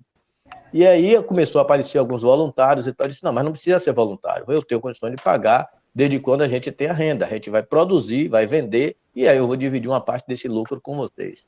E aí teve um grupo, né, de mais ou menos 4 ou 5 pessoas, desses 10, né, que eu consegui trazer para perto de mim, e eles montaram uma verdadeira quadrilha. E isso foi muito desagradável, né? E assim como alguém falou aí, no mundo que nós vivemos hoje, não só da intelectualidade, mas da informação e da informatização. E essas pessoas tentaram entrar, né, botaram um vírus no meu telefone, entraram na minha conta bancária, excluíram minha conta bancária, fizeram. Então eu fico pensando, poxa, você está dando oportunidade para uma pessoa, para um jovem, e esse jovem quer trapacear, ele quer ganhar, lucrar em cima daquilo que não é nem dele, que não é de direito e que a proposta seria coletiva. Então o que é que eu vejo isso aí? Vejo a ganância, né? Vejo o individualismo fortalecido, né? A pessoa vem para dentro de um trabalho, de uma proposta, de um projeto que é coletivo, mas na verdade ele está objetivando ganhar sozinho, destruir tudo para que ele venha sobreviver ou para que ele venha ter vantagem. E eu aí nós temos aqui, está ciente disso, baseado nessa questão também da fábrica de chumbo, mas da história de Santo Amaro, que é o lugar que abrigou, recebeu muitos negros escravizados, tá, por causa da cana-de-açúcar, que aqui a gente levanta muito essa questão do racismo ambiental, cana-de-açúcar, petróleo, fábrica de papel, fábrica de chumbo e tal. E a gente tem aqui muitas histórias relacionadas à independência da Bahia, a muitos capoeiristas que lutaram contra a escravidão, contra o império, né? E também temos a história da conjuração baiana, né, com Manuel Faustino, João de Deus e outros revolucionários. E aí eu resolvi levantar algumas histórias aqui, preferi e escolhi a história do Mestre Besouro. E a gente desenvolveu aqui um livro infantil, né? Fizemos inicialmente um filme, né, com recursos próprios, né, para combater, inclusive, um outro filme que é hoje de propriedade da Netflix. E a gente cria esse filme, e esse filme hoje, graças a Deus, ele tem uma visualização, aproximadamente 100 mil visualizações. Não é muito dentro do mercado atual, mas é um número importante. Temos aí 100 mil visualizações do nosso filme, que gerou um livro infantil. E esse livro infantil a gente leva para dentro das escolas, né, com a proposta de que a gente tente, como alguém falou aí, né, tentar modificar essa situação. Obviamente não acredito que seja 100% mudada, mas algum impacto a gente consegue dar, através da educação. Um livro infantil, com exemplos, né, com propostas, né, com referências, né, para que a gente possa, a partir da escola, né, a partir do grupo 3, do grupo 4, a gente comece a influenciar positivamente essas crianças, né? Então, a nossa proposta, né, a nossa experiência, digo melhor, né, ela vem por aí. A gente vem de um sofrimento, né, onde muito bem o Fernando colocou, né, os poderes públicos aqui de Santo Amaro, eles não estão interessados em contribuir na mudança, ou na melhoria, ou na recuperação, na saúde da população. Eles estão interessados, né, em fazer festa para poder continuar se elegendo. E a gente, enquanto comunidade, precisava tomar a iniciativa. E a iniciativa foi tomada. Desenvolvemos o filme, né, que é para mostrar a história da nossa cidade por um outro ângulo, diferente do que a Netflix mudou, mostrou, e a gente traz um livro que é talvez o primeiro de uma série. A ideia é a gente produzir outros livros e, de outra forma, a gente tirar da cabeça das crianças que tem ali uma proposta do livro de Branca de Neve, Os Três Porquinhos e por aí vai, e a gente trazer os nossos heróis para trazer nossas referências e tentar mudar a sociedade de acordo com aquilo que a gente acredita que seja necessário. Essa é a minha contribuição. Muito obrigado, Itanir, a todos vocês. Agradeço vivamente, Sidney de Jesus. E com isto, nós fazemos uma rodada completa, segundo a qual nós temos essa conjugação de teoria e prática, porque a bandeira levantada por Dr. Guilhem e versada com extraordinária propriedade, juntando o conceito de comunidade ao pensamento complexo e associando a isso esse múltiplo desafio, né, entre saúde e comunidade e saúde, terminou recepcionada nas locuções de Lucas Horato, que tratou da matéria de maneira conjugada, né, chamando para si a visão de vários autores sobre a matéria, mas tratando com o chão real do concreto a partir de sua experiência no SUS. Professor Raimundo Palhano, que associou este desafio à questão do Maranhão, das vicissitudes da sua busca ilusória pelo desenvolvimento a partir da crença de que ele só seria possível por meio de grandes projetos, traindo essas possibilidades de mobilização comunitária, e, por fim, essa inserção valiosíssima do Itanor Neves Carneiro Júnior, que trouxe consigo esta dupla, né, manifestação de Nelson e de Sidney, casando os percalços, né, pela questão do exame, que seria a criação do nexo de causalidade, né, que permitiria uma luta judicial em favor da comunidade, a esta vivência extraordinária de Sidney de Jesus, que demonstra que, neste mundo de percalços e de vicissitudes, a comunidade é um ser movente, né? Que ela pode, a despeito de tudo, né, construir caminho, né? Então, nós estamos em face de uma tarde riquíssima no Brasil e de uma noite iluminada na Espanha, e é por isso que eu devolvo a palavra a Dr. Guilhem, para que ele faça a sua reflexão final relativa a esse encontro magnífico, que logo mais estará disponibilizado no YouTube. Obrigado.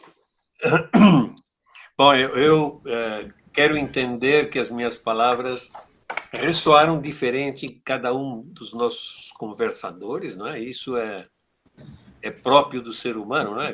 Quando ouve uma palavra, ressoa de forma diferente, e isso possibilita a riqueza de todas essas aportações que vocês fizeram nesse momento, né? Eu queria fazer uma recolhida um pouquinho daquelas palavras que ressoaram em mim, não é? Das que eu ouvi, as que ressoaram em mim, não é? Unha encravada. Ressoou em mim a unha encravada. E discordo totalmente. A unha encravada também, não se escapa a unha encravada. E isso é importante dizer, né, que não se escapa também. É verdade, estou totalmente de acordo, né?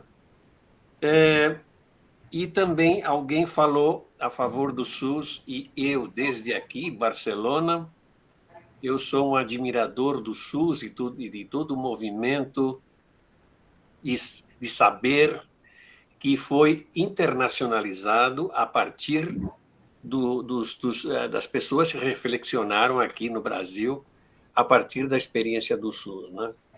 Aportações que fazem hoje parte do patrimônio mundial da reflexão sobre o que significa a saúde, não é? E da mesma forma que o Paulo Freire, não é, patrimônio mundial, não é? eu acho que o SUS também é patrimônio mundial. E ninguém precisa se escandalizar com a exageração, não é? Porque é verdade que o SUS é a maior instituição, não é, de saúde pública do mundo. Não tem nenhum país do mundo que tenha uma estrutura tão potente e acolha tantos habitantes como o SUS, não é? Bom, eu queria dizer uma coisa para insistir, não é? Comunidade somos todos, não é? Porque a gente tem a tendência de quando fala em comunidades, fala comunidades isoladas, não é? Aquela comunidade de aqui, aquela comunidade de lá, não é? Não, comunidade somos todos nós. Nós temos comunidade, nós somos comunidade. Nós pertencemos a uma comunidade, não é? E a minha intenção era fazer um apelo ao poder, isso que eu dizia o professor Palhano, né? Ao poder que a comunidade tem para incidir de forma positiva na saúde e retirar, entre aspas, né? Retirar esse poder omnímodo que a nossa cultura nos trouxe de que somente os profissionais podem falar de saúde, não é? Eu gostei quando o Sidney falou sobre que as autoridades declinaram, né, de fazer programas de saúde. Tanto faz. Não tanto faz, não.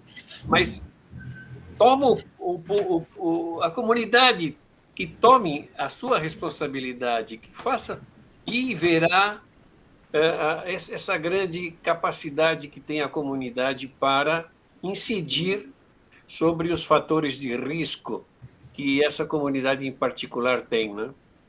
Todas as nossas comunidades. Outro dia eu fui numa festa aqui em Barcelona, que era a festa do Dia do Brasil. E tinha umas 20 mil brasileiros, tinha uns 20 mil brasileiros, não sei quantos brasileiros tem na Catalunha, mas sobrepassam os 40 ou 50 mil, né?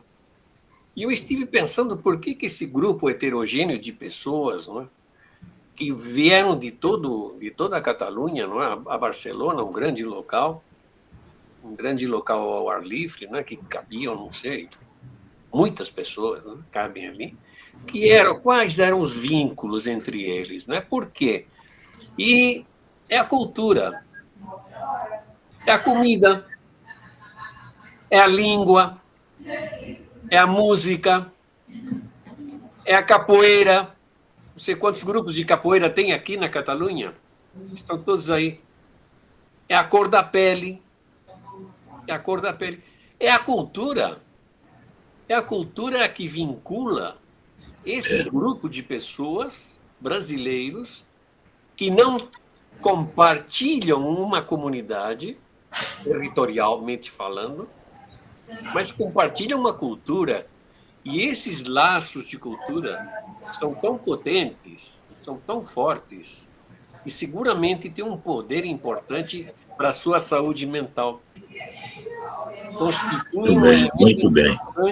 Constituem um elemento importante da sua saúde mental. E por isso eu estava dizendo, a comunidade possui a possibilidade, o poder de dar elementos, fornecer elementos de saúde. Evidentemente que sim. Inclusive para as unhas encravadas.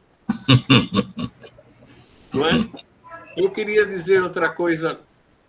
É verdade, nós somos, atualmente, esse mundo aumentou a complexidade a nós. Estamos atravessados por não sei quantas bandeiras, é verdade. LGTBI, raça, não é? Classe, sei lá. Estamos atravessados por muitas bandeiras, não é? E, bom, a gente tem que lidar com essa complexidade e não renunciar a essa complexidade. O que a gente não pode dizer é, não, eu não sou nada disso, eu só sou brasileiro. Não. Você é brasileiro, tá bom, mas além de ser brasileiro, está atravessado por uma série de bandeiras, não é?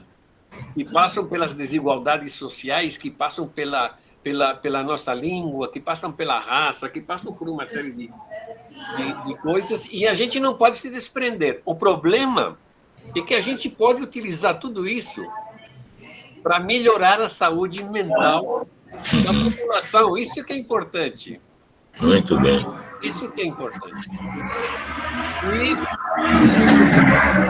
nós nunca estamos fora da comunidade. Nós somos comunidade. Nós temos a nossa comunidade particular, cada um de nós que está aqui tem a sua comunidade.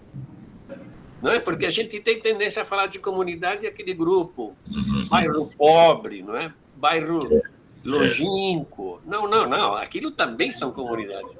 Mas vamos pensar na nossa comunidade e vamos usá-la no nosso benefício, né? No nosso benefício coletivo, evidentemente.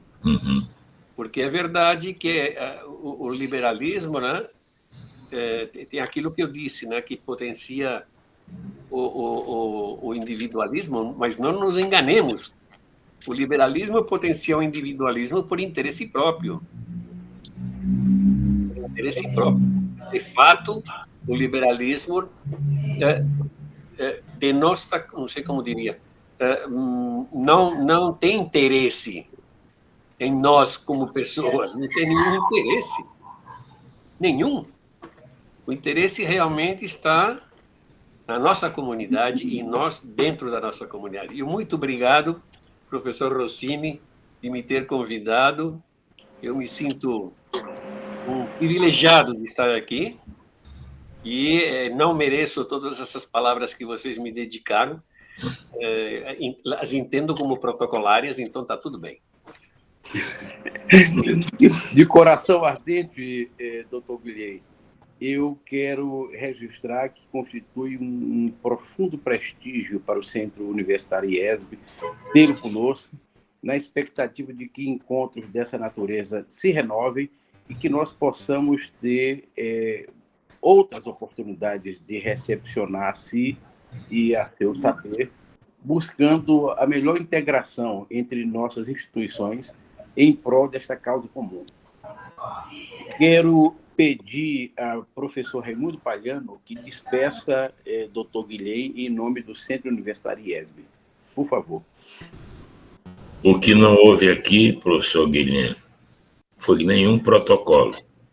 Foi o coração da gente que falou mais forte. Foi a nossa emoção.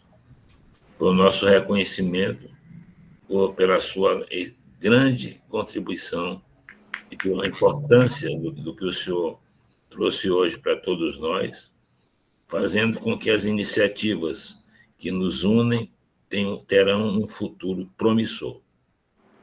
A possibilidade de estarmos juntos nessa construção, reconstrução da vida, do mundo, do coração e de tudo isso é muito importante para nós. Seja bem-vindo, muito obrigado, e vamos continuar navegando, não é isso, Rossini? Um grande abraço a todo mundo. Vamos continuar navegando. Declaro encerrada a nossa sessão, e mais uma vez, muito obrigado, doutor Guilherme. Beijo no coração, um abraço em todas e todos.